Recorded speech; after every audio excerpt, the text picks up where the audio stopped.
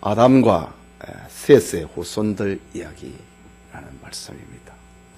성경을 읽을 때 종종 여행하는 사람과 같다라는 생각이 듭니다. 사람들은 대부분 경치가 아름다운 곳이나 문화유적이 있는 것을 찾습니다. 그곳에는 경치도 아름답고 전해져 오는 이야기가 흥미롭기 때문입니다. 또 옛 건물들을 볼 때는 나라의 흥망성쇠의 이야기가 담겨 있습니다. 그래서 눈도 즐겁고 귀도 즐겁습니다. 이런 곳을 여행할 때면 신나고 지루하지가 않습니다. 반면에 경치가 아름답지 못한 곳을 여행을 하면 재미있는 것도 흥미로운 것도 역사적인 이야기도 별로 없습니다. 그래서 피곤하고 지루해집니다. 다시는 이 장소에 여행하고 싶은 마음이 없게 되기도 하지요. 성경을 읽을 때도 마찬가지입니다. 드라마틱한 이야기가 펼쳐지면 흥분됩니다.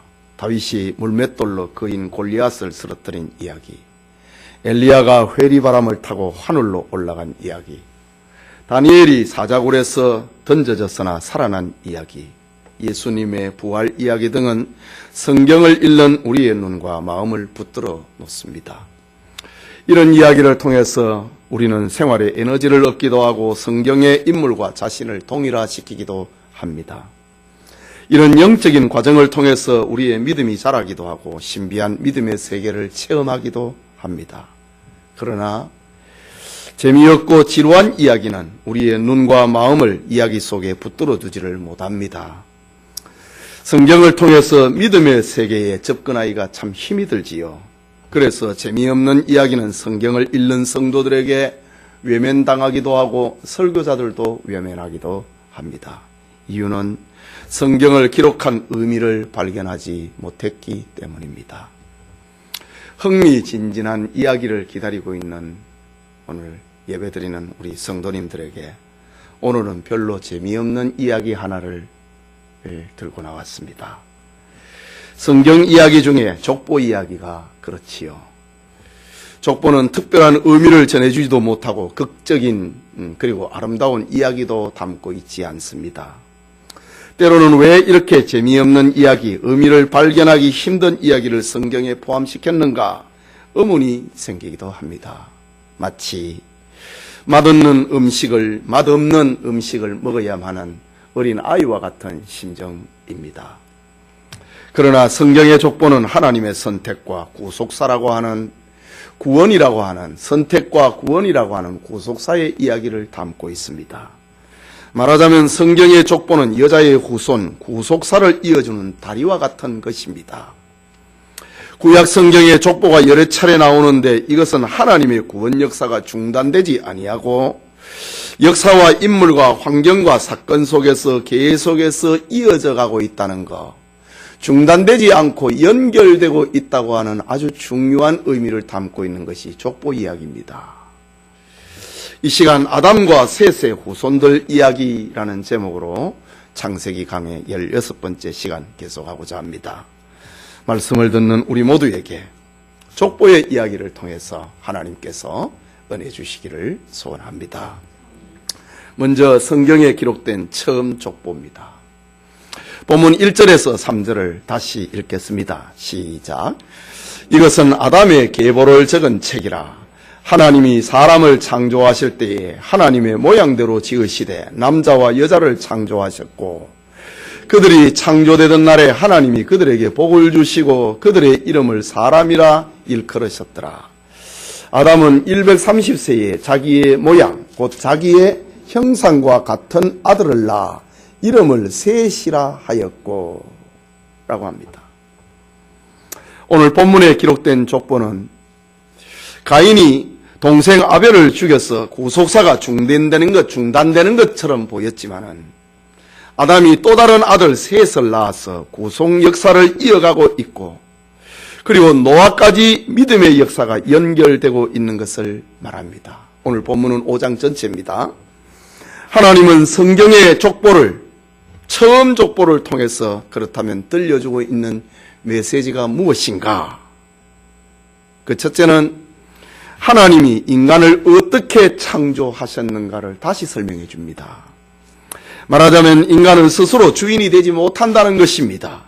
창세기 4장에서 가인이 아벨을 죽이고 하나님의 낯을 떠나서 에덴의 동쪽 롯 땅에 거주하면서 하나님의 심판을 거역하려고 성을 건축하였습니다. 그의 후손들이 온갖 유의 세상 문화를 건설을 하였고 살인과 죄악을 합리화하였습니다. 그러나 창세기 5장에서 하나님은 이 족보를 처음 족보를 기록하게 하심으로 하나님의 피조물임을 다시 한번 알려주고 있습니다.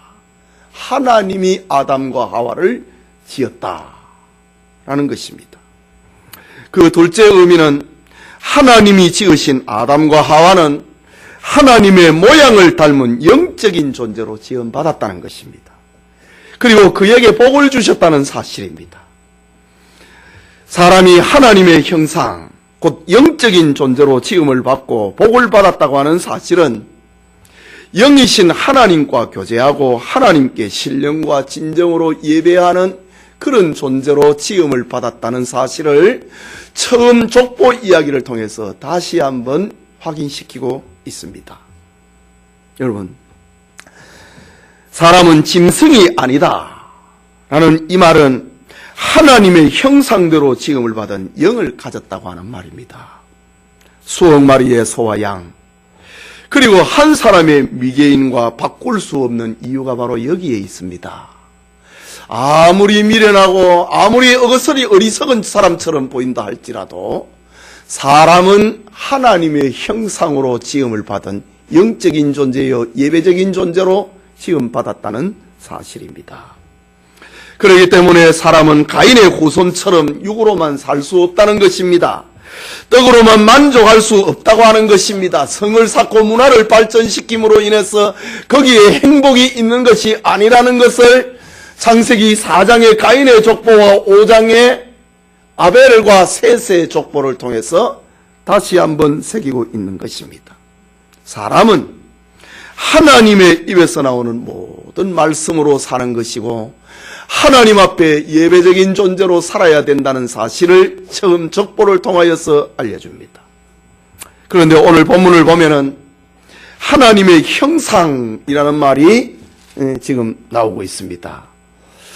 하나님이 사람을 창조하실 때에 하나님의 모양대로 지으시되, 또 3절에는 아담은 130세에 자기의 모양 곧 자기의 형상과 같은 아들을 낳아 이름을 셋이라 하였고 라고 합니다. 하나님의 형상, 하나님께서 처음 지음을 받은 아담과 하와에게서 그 형상이 끝나는 것이 아니라 3절에 아담이 하나님의 형상으로 아담이 지음을 받았는데 3절에 아담이 자기 형상, 자기 모양과 닮은 아들 셋을 낳았다 라고 합니다. 이것은 모든 인간에게 대대토록 하나님의 형상이 새겨져 있다는 말입니다. 모든 사람에게는 하나님의 형상이 새겨져 있다는 말입니다. 아담과 하와가 아들을 낳았는데 자기의 형상, 아담이 하나님의 형상으로 지음받았잖아요. 자기의 형상, 자기의 모양을 닮은 아들을 낳았다. 하나님의 형상을 담은 아들을 낳았다는 말입니다. 그런데 문제는 아담 이후에 출생하는, 아담이 범죄하고 난 다음에 출생하는 모든 사람은 하나님이 처음 주셨던 선한 마음, 인자한 마음, 사랑의 마음이 타락해서 아담의 타락한 형상을 닮았다고 하는 말입니다. 그 타락된 아담의 마음을 전 인류가 유전적으로 물려받게 되는데 이것을 가리켜서 원죄라고 합니다. 오늘 우리의 마음속에 이 원죄가 끊임없이 악을 조성을 하고 자범죄를 짓게 만듭니다. 타락해버린 아담의 형상, 그 원죄, 그것이 우리로 하여금 우리의 마음속에 죄를 불러일으킵니다. 시기하고 미워하고 다투게 만들고, 이 자범죄입니다. 이 원죄가 자범죄를 만들어내는 공장과 같은 것입니다. 이것을 해결하실 분은 오직 예수 그리스도입니다.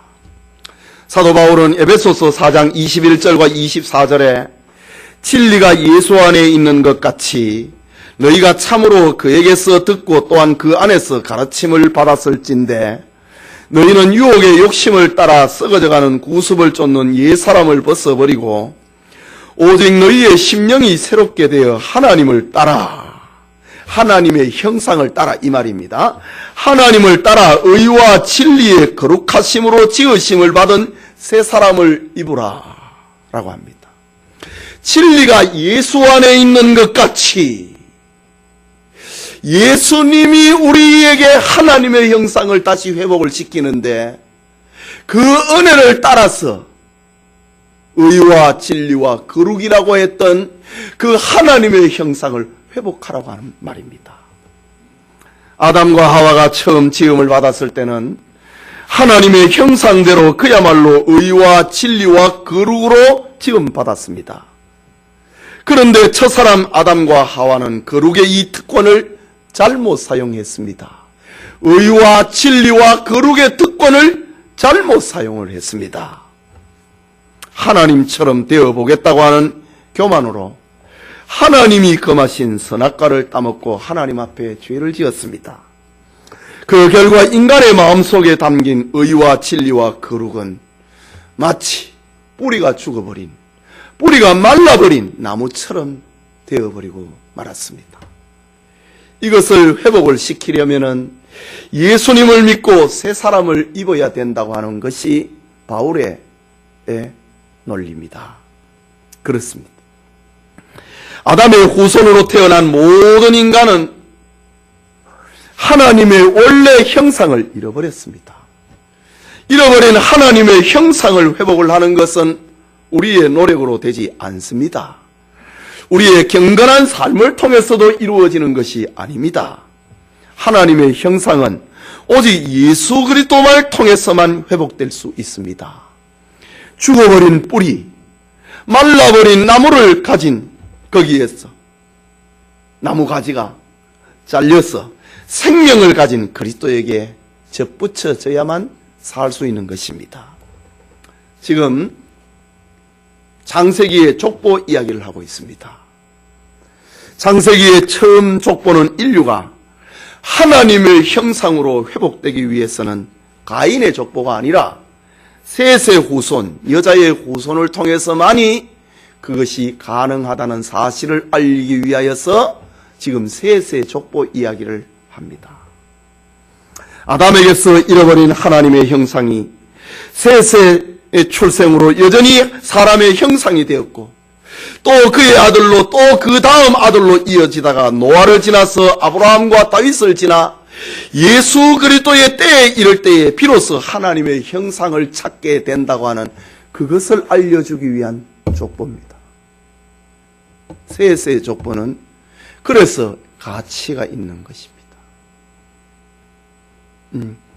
가인의 족보로는 안 되고 여자의 후손, 셋을 통하여서 여자의 후손을 탄생을 시키겠는데 그 여자의 후손을 알려주기 위해서 지금 이 셋의 족보를 이야기하고 있는 겁니다.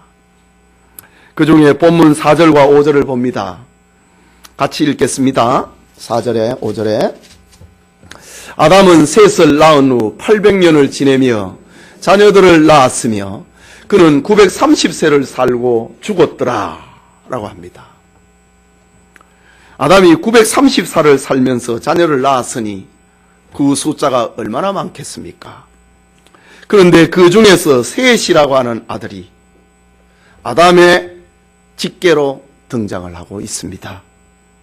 물론 셋 앞에도 아담에게는 많은 자식들이 있었고 셋을 낳고 난 다음에도 아담은 많은 자녀를 낳았습니다. 동양권의 족보는 아버지의 대를 이어가는 자식을 큰아들로 생각을 합니다. 그러나 성경은 왜 셋을 아담의 영적인 후계자로 기록을 하고 있을까? 성경은 혈통을 중요시하고 있는 것이 아니라 하나님의 선택과 믿음을 중요시합니다. 그래서 셋의 족보는 하나님이 선택한 족보 이야기고, 그리고 믿음을 발생시켰던 그 족보의 이야기라고 하는 것입니다. 이삭에게 쌍둥이 아들이 있었습니다. 큰아들은 에서고 둘째는 야곱입니다.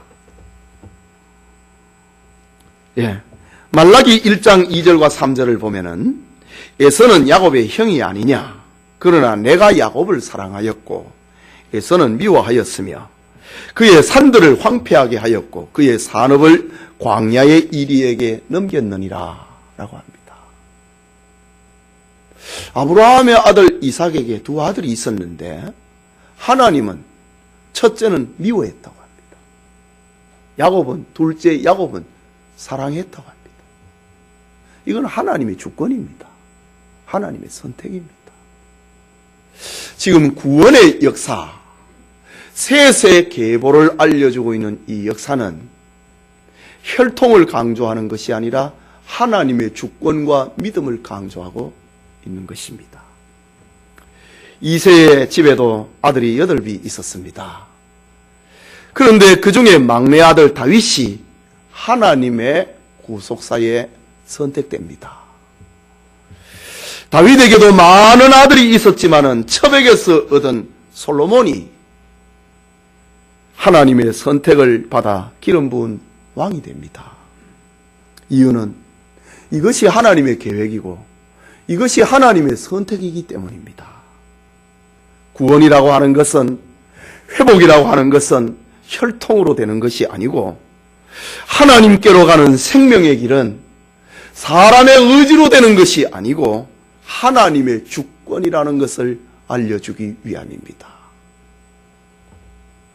가인이 아벨을 죽였다.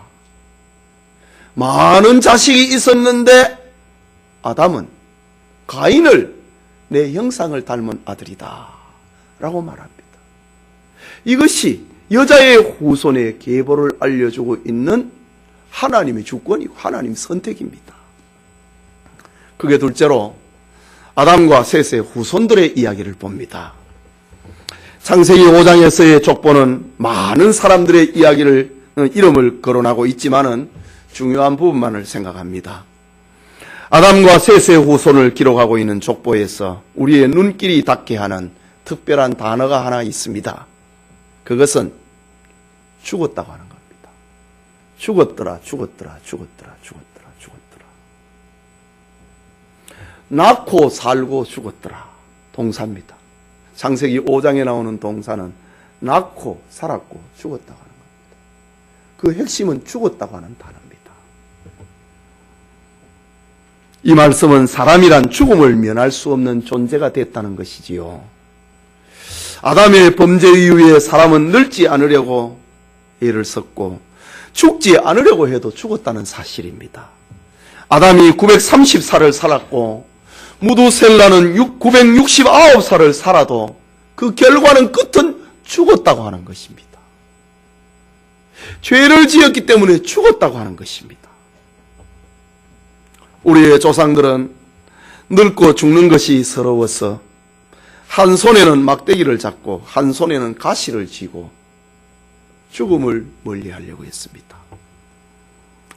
늙는 길은 가시로 막고 오는 백발은 막대기로 쳤더니 백발이 먼저 알고 지름길로 오더라 라는 말이 있습니다.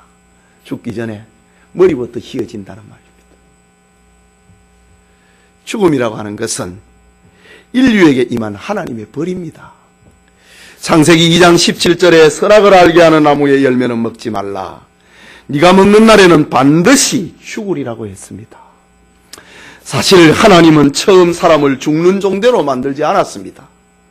창세기 2장 7절을 보면은 여호와 하나님이 땅의 흙으로 사람을 지으시고 생기를 그 코에 불어 넣으셨으니 라고 합니다.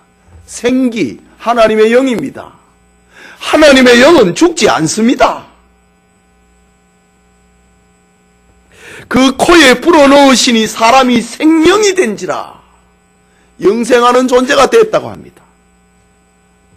그런데 하나님의 생기를 받은 인간이 죽었다고 하는 말입니다. 하나님의 생기를 받았는데 죽었다고 합니다. 이유는 죄 때문입니다. 사도 바울은 로마서 5장 12절에 그러므로 한 사람으로 말미암아 죄가 세상에 들어오고 죄로 말미암아 사망이 들어왔나니 이와 같이 모든 사람이 죄를 지었으므로 사망이 모든 사람에게 이르렀느니라. 이 땅에 존재하는 모든 사람들은 원죄라고 하는 죄의 공장을 가지고 태어난 겁니다. 그래서 사는 시간만큼 자범죄를 많이 짓는 거예요. 아담이 930살을 살았다. 무두셀라가 969살을 살았다. 그건 1000년을 살았습니다. 얼마나 많은 죄를 생산해냈겠느냐 이 말입니다. 그렇다면 오늘 본문에 사람이 죽었다고 하는 말은 그 의미는 무엇입니까? 첫째는 아담이 범죄한 죄값으로 사망이 세상에 들어왔다고 하는 걸 가르쳐 줍니다. 1000년을 산다 할지라도 죽었다는 겁니다. 죽음이라고 하는 것은 이런 것입니다. 나이 들어 죽기도 하고 아벨은 젊어서 죽기도 하고 죽었다는 겁니다. 예. 둘째는 하나님의 말씀은 반드시 성취된다고 하는 말입니다. 긴 세월을 산다 하더라도 죽는다고 하는 이 하나님의 말은 그대로 이루어진다는 말입니다. 그리고 셋째는 가장 중요한 것인데 이 죽음의 길에서 죽지 않는 길을 찾으라고 하는 말입니다. 이것이 오늘 족보 속에서 우리에게 들려주고 있는 메시지입니다. 죽었다, 죽었다, 죽었다. 이 죽음 가운데서도 안 죽는 길을 찾으라고 하는 것이 족보를 기록하고 있는 이유입니다. 그 안 죽는 길이 무엇인가? 바로 21절에서 24절에 기록하고 있는 믿음입니다. 에녹이 믿음으로 죽지 않고 하늘로 올라갔다고 합니다. 전부 죽었다고 하는데 죽었다고 하는 처음 족보의 이야기 속에서 안 죽는 이야기 하나를 넣어놓고 있습니다. 에녹의 이야기입니다. 에녹의 신앙에 대해서는 잠시 후에 좀 더 구체적으로 살펴보겠습니다. 실존주의 철학자였던 기에르케고르는 인간은 죽음을 향해 가는 존재다 라고 했습니다. 세상 사람들은 이 세상에서 천년만년 살 것처럼 분주하게 다니며 육신의 안일만을 위하여 쌓아놓고 있습니다. 그러나 인생은 나그네 길입니다. 제가 어릴 때만 해도 아이들이 모이면은 땅 따먹기 놀이를 즐겨 했습니다. 땅바닥에 선을 그으면서 서로 친구의 땅을 차지하는 것이지요. 신나게 놀고 있는데 어머니가 부릅니다. 그러면 그 땅을 가지고 튀지 않습니다. 다 털어버립니다. 그리고 나를 부르는 엄마에게로 갑니다. 이 세상의 부귀도 부귀 영화를 누렸던 현자도 하나님이 부르시면 세상 것 다 내려놓고 가야 됩니다. 어떤 사람들은 몸보신을 잘하면 오래 산다고 해서 몸에 좋다고 하는 것을 온갖 류를 먹으면서 살아가는 사람이 있습니다. 그런데 그 사람도 갑자기 어느 날 배를 잡고 죽습니다. 어떤 사람은 새벽 조깅이 최고라고 하면서 건강을 자랑합니다. 그러나 그 사람도 어느 날 가슴을 쥐어짜면서 죽습니다. 죽음은 모든 인간에게 찾아오는 겁니다. 그렇다면 이 죽음을 어떻게 해야 되겠는가? 성경의 기록의 목적입니다. 죽음 뒤에는 하나님의 심판이 있다는 것을 알아야 됩니다. 히브리서 9장 27절에 한 번 죽는 것은 사람에게 정하신 것이요 그 후에는 심판이 있으리니 라고 했습니다. 여러분, 성경이 사람이 한 번 죽고 그 다음에 심판이 있다는 걸 왜 알려주느냐 이거지요. 심판을 받지 않으려고 준비하라고 하는 말입니다. 여러분, 성경이라고 하는 책은요, 이 거룩한 책은요, 어떤 세상에 문제만을 던지는 게 아니라 문제도 던져주고 답도 같이 알려줍니다. 이것이 성경입니다. 사람이 죽는다. 그 다음에 심판이 있다. 왜 알려주느냐? 심판을 피하기 위해 준비하라고 하는 것입니다. 성경의 가르침의 해답은 예수님을 믿으면 심판에서 영원히 사는 사람이 된다는 것입니다. 죽었다 죽었다 죽었다 이야기를 하면서 에녹이 살았다 이거지요. 그래서 사도 바울은 사도행전 16장 31절에 주 예수를 믿으라. 그리하면 너와 네 집이 구원을 받으리라. 이것이 성경의 핵심입니다. 죽었다고 하는 사람의 그 본질을 알려주고, 그리고 그 다음에 심판이 있다고 하는 결과를 알려주고, 죽는데 죽음 준비해야 된다. 심판받는데 그 심판을 피해야 되지 않겠는가? 그 길은 주 예수를 믿으라. 그리하면 너와 네 집이 구원을 얻는다. 라는 것입니다. 죽음은 필연적인 것입니다. 그 누구도 죽음을 피하지 못합니다. 그렇기 때문에 죽음을 대비해야 됩니다. 그리고 심판을 준비해야 됩니다. 그 길은 오직 예수 그리스도를 믿고 의지하는 것밖에 없습니다. 요한복음 3장 18절에 그를 믿는 자는, 찾아볼까요? 요한복음 3장 18절에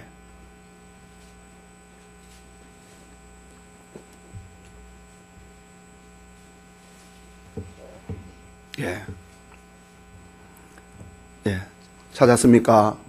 요한복음 3장 18절 같이 읽겠습니다. 시작.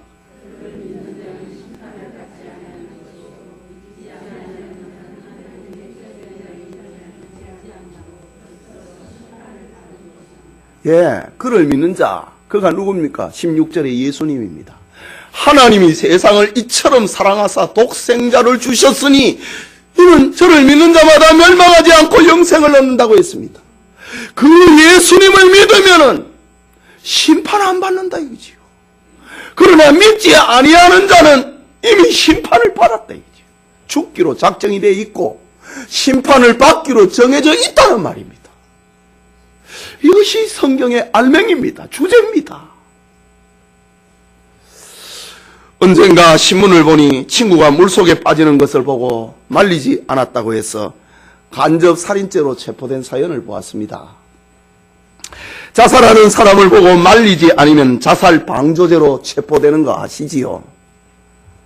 여러분, 여러분의 사랑하는 부모 형제가 지금 불못으로 가고 있다면 보고만 있어야겠습니까? 보고만 있다면 그것은 간접 살인죄입니다. 요한계시록 18장 4절에 보면은 내 백성아 거기서 나와 그의 죄에 참여하지 말고 그의 재앙들을 받지 말라고 했습니다. 나오라고 해주어야 됩니다. 교회로 오라고 해주어야 됩니다. 예수 믿으라고 해야 됩니다. 내 백성아, 바벨론이 멸망을 하고 세상이 멸망하는 장면에서 하늘에서 들려오는 소리입니다. 내 백성아, 거기서 나와 그의 죄에 참여하지 말고 그가 받을 재앙들을 받지 말라고 했습니다. 시간이 없습니다. 때는 이미 기울었습니다. 성경은 지금 은혜 받을 만한 때요. 보라, 지금은 구원의 날이라고 했습니다. 언제 죽을지 몰라요. 건져내야 됩니다. 오늘 성경에 처음 아담과 셋의 족보를 통하여서 아담의 후손된 모든 사람들은 영생하지 못하고 죽었다고 합니다. 이 사실을 기록하면서 생명의 길, 영생의 길을 제시합니다. 그것은 에녹이 가진 믿음의 길입니다. 그렇다면 생명의 길을 간 에녹은 어땠을까요? 죽었더라가 이야기 속에서 안 죽고 하늘로 갔더라. 이야기입니다. 이 족보를 통해서 이것을 지금 말하고 있습니다. 오늘 본문의 말씀 21절에서 24절을 읽겠습니다. 낳고 살고 죽었다고 하는 이 이야기를 하면서 에녹에 대한 이야기, 낳고 살고 안 죽었다고 하는 이야기 하나를 딱 넣어놓고 있습니다. 이 보석과 같은 것이지요. 21절에서 24절 같이 읽읍시다. 에녹은 65세에 무두셀라를 낳았고 무두셀라를 낳은 후 300년을 하나님과 동행하며 자녀들을 낳았으며 그는 365세를 살았더라. 에녹이 하나님과 동행하더니 하나님이 그를 데려가심으로 세상에 있지 아니하였더라. 오늘 이 족보의 핵심입니다. 지금 족보는 생명의 길을 알려주고 있는 겁니다. 죽음을 기록하고 있는 족보에서 죽지 아니한 이야기 하나를 들려주고 있습니다. 영생의 문이 차단되었고 에덴 동산에서 추방이 되어 버렸지만은 에녹은 영원한 삶으로 이어지는 은총을 받았다고 하는 이야기를 들려줍니다. 그 비밀이 무엇인가? 그것은 하나님과의 동행이었습니다. 하나님과 동행이라고 하는 말은 하나님과 같이 길을 걸었다는 말입니다. 매 순간 하나님이 자신의 삶에 개입하고 계심을 인정하고 믿음으로 생활했다고 하는 말입니다. 그러면 영생한다 이거지. 믿음 안에서 죽은 사람도 있지만은 그러나 안 죽는 세계가 있다는 것을 알려주기 위해서 에녹은 하나님이 데려갔다. 믿음 안에서 죽었던 셋의 계보에서 죽었던 사람들은 죽어서 하늘나라 가지만은 그러나 에녹은 죽지 않고 하늘나라라고 하는 곳이 있는데 거기에 갔다. 천당이 있다고 하는 것과 그것은 에녹은 바로 갔고 다른 족보에 기록되었던 셋의 후손들은 죽고 난 다음에 갔다는 이야기입니다. 그거를 이야기하고 있는 것이 처음 족보의 핵심입니다. 여러분, 누군가가 동행이라고 할 때에 그 동행의 기본은 무엇입니까? 첫째는 가는 목적이 같아야 되지 않습니까? 목적지가 다른데 어떻게 동행을 할 수가 있습니까? 하나님과 동행하는 에녹의 목표는 저 영원한 천국이었습니다. 동행하는 사람의 또 하나의 특징은 마음이 맞아야 됩니다. 예, 마음이 맞지 않으면 동행 못합니다. 너 먼저 가라 그러지요. 난 다른 차로 간다고 합니다. 오늘날에 관광회사에서 모집하는 여행을 갔다가 돌아오는 사람들이 여러분 그 특징을 아십니까? 여행사에서 한번 가봤습니까? 며칠, 일주일씩, 열흘씩 여행을 가면은요 참 기분 좋게 버스에 올라타고 비행기에 올라타고 또 숙소를 정하고 이렇게 하는데 돌아올 때 되면은 원수가 돼서 돌아옵니다. 마음이 안 맞는 거예요. 어떤 사람은 밤새 잠을 안 자고 어떤 사람은 밤새 코 골고 니 때문에 못 잤다는 겁니다. 어떤 사람은 성격이 또 괴팍해요. 설레는 마음으로 가가지고 돌아올 때 되면 다 폐가 다 날라져 버립니다.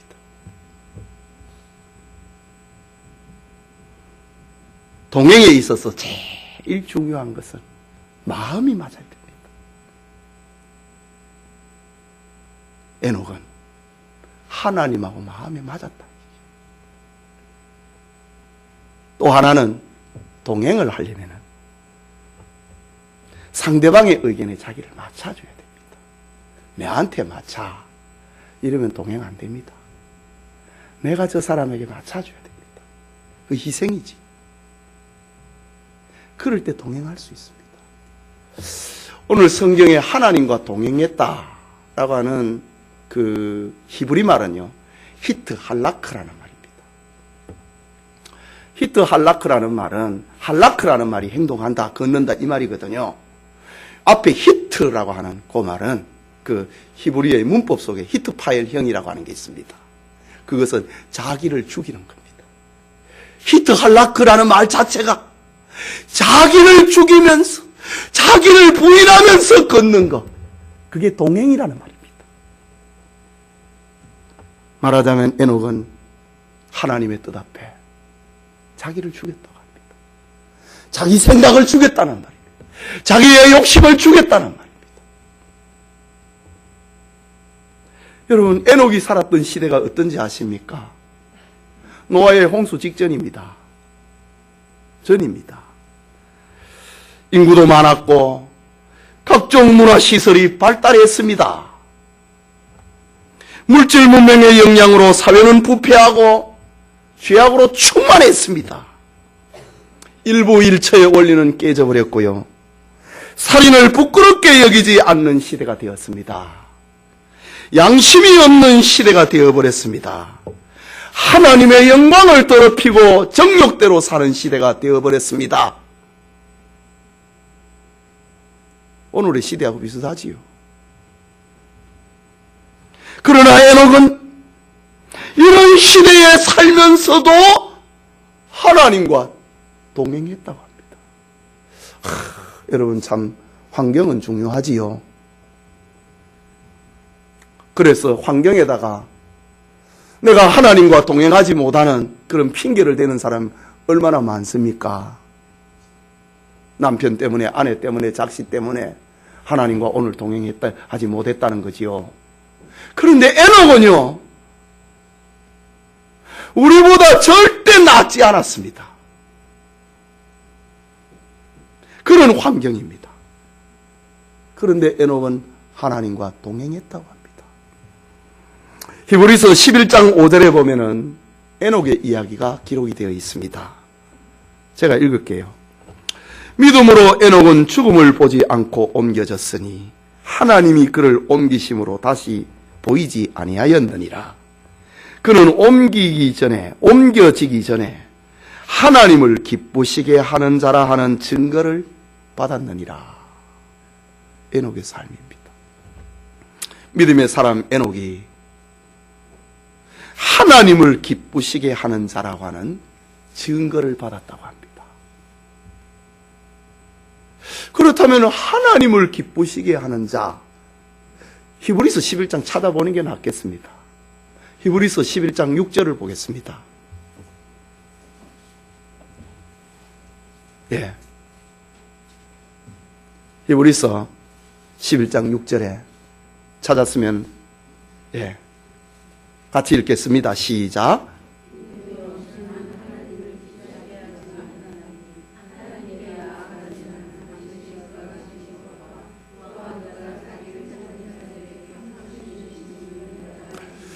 예, 노아 홍수 전이라 그랬지요. 그렇기 때문에 사람들이 생각하고 말하고 행동하는 것이 항상 악한 시대였습니다. 어쩌면 우리보다 더 했습니다. 그런 시대에 에녹은 하나님을 기쁘시게 하는 자라고 하는 증거를 얻었다.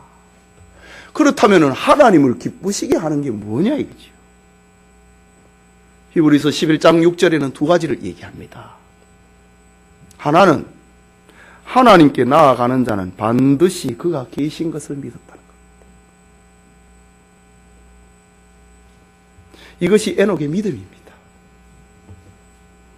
이 어지러운 세상 속에서, 이 혼란한 세상 속에서, 하나님을 인정하지 아니하는 세상에서, 하나님이 있으면 내 눈에 보여봐라고 하는 세상 속에서 에녹은 항상 하나님이 계심을 믿었다. 여러분, 하나님이 계심을 믿습니까? 우리가 믿는 하나님, 에녹이 믿는 하나님은 죽은 신이 아니었습니다. 그는 살아계신 하나님이었습니다. 그 하나님께서 이 믿음을 가지고 있는 에녹을 죽음 없이 데려갔다고 합니다. 에녹은 죄악의 문화와 죄악의 세상이 범람하는 그 그런 세상에 살았지만은 하나님의 존재를 믿었다. 하나님의 능력을 믿었다. 하나님의 사역을 분명하게 믿었다고 합니다. 이것이 하나님을 기쁘시게 하는 삶이었습니다. 여러분의 삶에서 하나님이 살아계시다고 하는 것을 믿으시기 바랍니다. 이것이 하나님을 기쁘시게 하는 겁니다. 그것이 믿음입니다. 또 하나는 하나님이 상 주시는 이심을 믿었다. 결과가 있다 이거지요. 에녹이 그랬다 이 말입니다. 자기를 찾는 자들에게 상 주시는 이심을 믿어야 할지니라. 이것이 하나님을 기쁘시게 하는 방법입니다. 하나님은 심판의 하나님이시지만은 자기를 믿는 자에게는 좋은 것을 상으로 주시는 분입니다. 바울은 에베소서 3장 20절에 하나님은 우리가 생각하는 이상, 우리가 구하는 것보다 훨씬 더 많은 온갖 좋은 것으로 우리에게 주시기를 기뻐하신다고 했습니다. 하나님은 상 주시는 일. 하나님이 내 믿음의 열매에, 내 믿음의 삶에 하나님이 상을 준다. 나는 하나님 앞에 선다. 여러분, 그것을 믿는 것이 믿음입니다. 이 믿음을 에녹이 가지고 있었고, 이 믿음을 가진 사람은 죽지 않고 천당 갔다고 합니다. 계속되는 족보는 셋의 후손 무두셀라에서부터 노아까지 소개합니다. 25절에서 32절까지 말씀이지요. 셋의 후손 가운데 드디어 당대의 의인 노아가 출생합니다. 당시는 온통 불의와 음란과 거짓과 강도와 살인이 범람하는 시대였습니다. 한마디로 세상 어디를 보아도 희망이 없는 시대였습니다.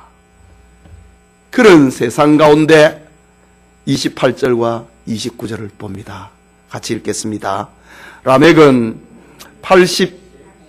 180세에 아들을 낳고 그 이름을 노아라 하여 이르되 여호와께서 땅을 저주하심으로 수고롭게 일하는 우리를 이 아들이 아니하리라 하였더라.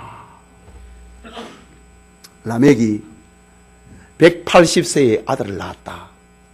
창세기 4장에 보면은 아주 악인 라멕이 등장하지요. 동명이인입니다. 의인 라멕입니다. 지금 라멕이 182세에 아들을 낳고 그 이름을 노아라고 지었다. 노아라고 하는 이름의 뜻은 안식이라는 말입니다. 죄악이 범람하는 세상 가운데서 안식, 위로라고 하는 이름을 짓습니다. 절망의 세상 가운데서 노아를 통하여서 사람들에게 위로의 말을 전하게 했다는 말입니다. 다시 얘기하면 구원의 메시지를 전하게 했다는 말입니다. 세상의 물결이 넘실거릴 때에 노아는 하나님의 메시지를 외치며 사람들에게 위로를 전했습니다. 그러나 듣고 깨닫고 하나님께로 나아오는 자는 없었습니다. 그래서 다음 장에 나오는데 물로서 다 심판을 받습니다. 여러분, 나 혼자만 예수 믿는가? 혹시라도 그런 생각이 들 수 있습니다. 이 나라가 공산화가 된다면 그렇게 될 것입니다. 그 중에서라도 믿음을 잃으면 안 됩니다. 노아는 아무도 안 믿어주는 세상에 살았습니다. 하나님의 심판이 있다고 말로 해도 아무도 안 들어주는, 안 들어주고 안 믿어주는, 안 따라오는 그런 시대에 살았습니다. 그러나 노아는 사람들에게 위로를 전했다 이거죠. 안식을 전했다 이거죠. 구원을 전했다고 합니다. 노아의 부부와 그의 세 아들만 여러분, 노아에게 아들 셋만 있었을까요? 저 모르겠습니다. 많았다고 생각합니다, 저는. 그러나 아들 셋만 아버지의 말을 믿어줬습니다. 노아의 자식이라고 다 구원받는 거 아닙니다. 세 사람만. 응?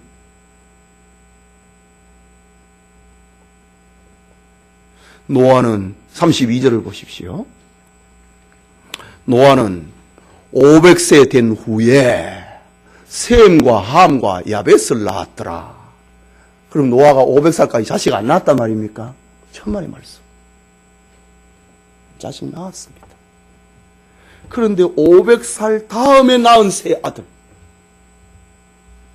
그 사람만 지금 소개하고 있습니다. 그 사람들만 지금 방주에 올라탑니다. 창세기 5장의 처음 족보는 이렇게 노아의 세 아들을 소개하고 끝을 맺습니다. 셋을 시조로 한 족보는 일단락되고 노아와 그의 세 아들이 새로운 족속의 시조로 등장합니다. 이 세 사람을 통하여서 새로운 구원 역사를 이루어 갈 것이라고 하는 것을 암시를 하면서 성경의 처음 족보의 이야기를 매듭짓습니다.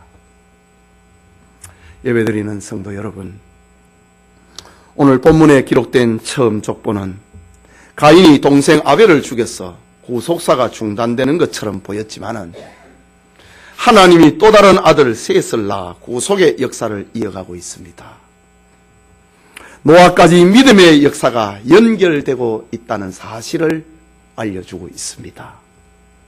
훗날 이스라엘 백성들이 바벨론으로 포로로 잡혀가서 나라도 없어지고 70년간 종살이를 했습니다. 마침내 고레스의 칙령에 의해서 바벨론에서 포로지에서 예루살렘으로 돌아옵니다. 이때의 제사장들이 역사를 다시 기록을 하는데 이것을 가리켜 역대기라고 부릅니다. 역대기의 성경, 역대기상 1장에서 9장까지가 족보 이야기입니다. 역대상 1장에서 9장까지는 무려 1000명에 이르는 족보 이야기를 기록합니다. 참 또 한 번 우리가 역대기를 공부하다 보면 또 답답할 겁니다. 그러나 이거는요, 하나님의 약속은 끊어지지 않는다. 하나님의 구원 이야기는 예수님이 이 땅에 탄생할 때까지다. 그거를 알려주기 위해서 포로지에서 돌아온 사람들의 족보 이야기를 들려줍니다. 나라는 망하고 없어져도 하나님의 구속사는 망하지 않는다는 겁니다. 그리고 마지막 족보가 또 나옵니다. 마태복음 1장입니다. 아브라함과 다윗의 자손 예수 그리스도의 계보라. 이 한 구절은 구약 성경과 신약 성경을 쫙 연결을 하는 족보입니다.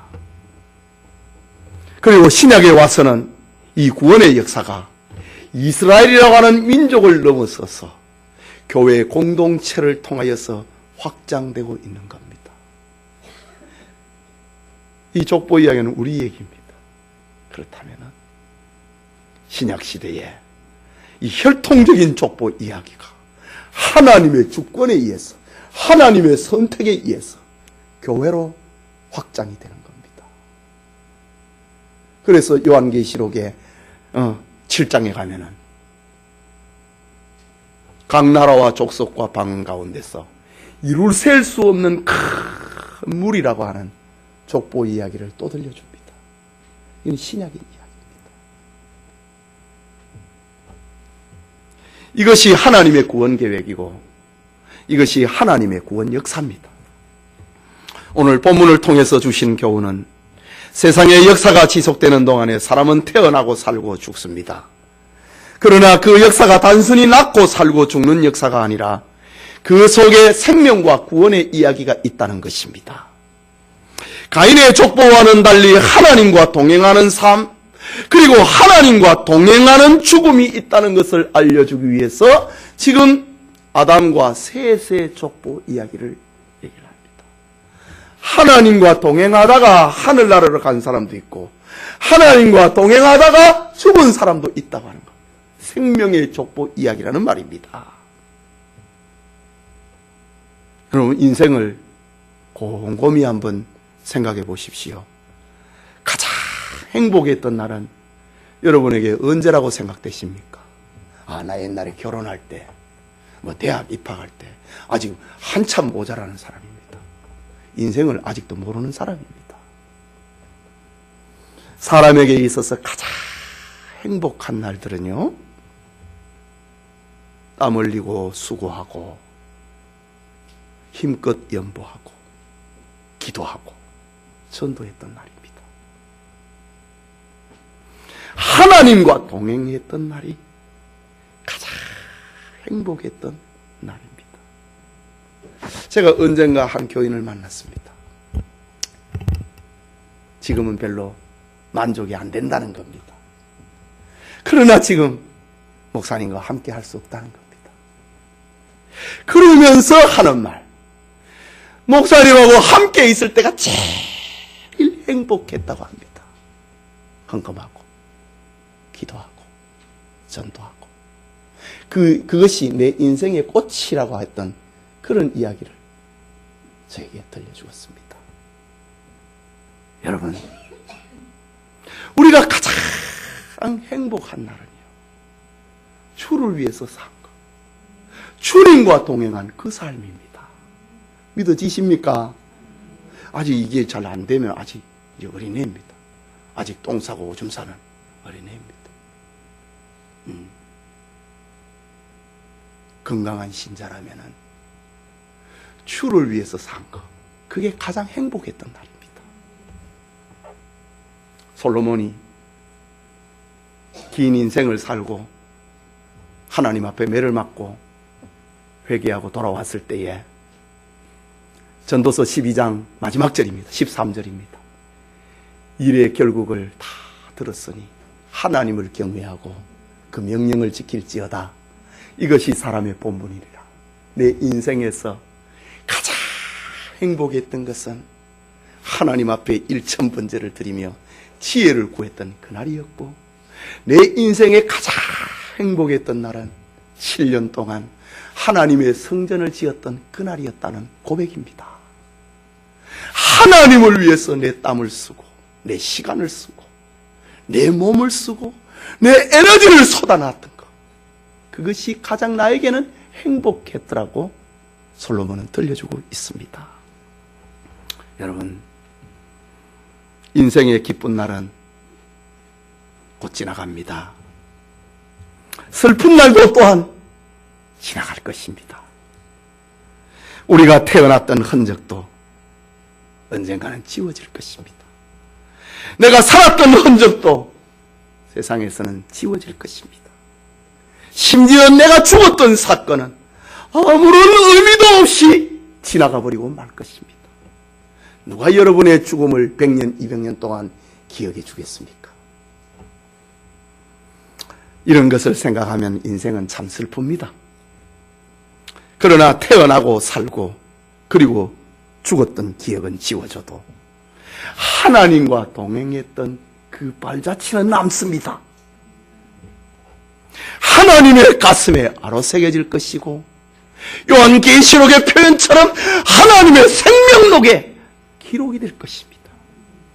하나님의 달력에 아로새겨진 보배로운 날들이 있다면 그것은 하나님과 동행했던 날들입니다. 이것이 하나님이 우리에게 주신 희망이고 하나님이 펼쳐가시는 구원의 역사입니다. 우리에게 호흡이 있는 순간까지 하나님의 형상으로 지음을 받았고 하나님과 동행하는 성도들이 되어야 되지 않겠습니까? 중세에 그 교부 한 사람의 이야기를 하고 설교를 마치려고 합니다. 중세의 토마스 아퀴나스라고 하는, 제가 참 학생 시절에 좋아했던 책 그리스도를 본받아라고 하는 책을 쓴 교부입니다. 그는 당대의 최고의 신학자였습니다. 그는 신학자이면서도 하면서도 많은 기도를 했습니다. 그 아퀴나스의 글을 보면은 얼마나 그가 영적인 사람이 되었는지, 동물하고도 꽃에 앉아있는 새하고도 대화를 할 정도가 됐습니다. 아퀴나스 말입니다. 그가 신학대전이라고 하는 유명한 책을 완성을 하고 감사해서 기도하다가 하나님의 음성을 듣습니다. 아퀴나스야, 내가 너에게 무엇을 줄까? 하나님의 영음을 들었다고 합니다. 그때 아퀴나스가 했던 말 유명합니다. 주여, 나는 주님 외에는 다른 것이 필요 없습니다. 주님 한 분만으로 만족합니다. 솔리 데오 바스타. 하나님만이 나에게는 만족입니다.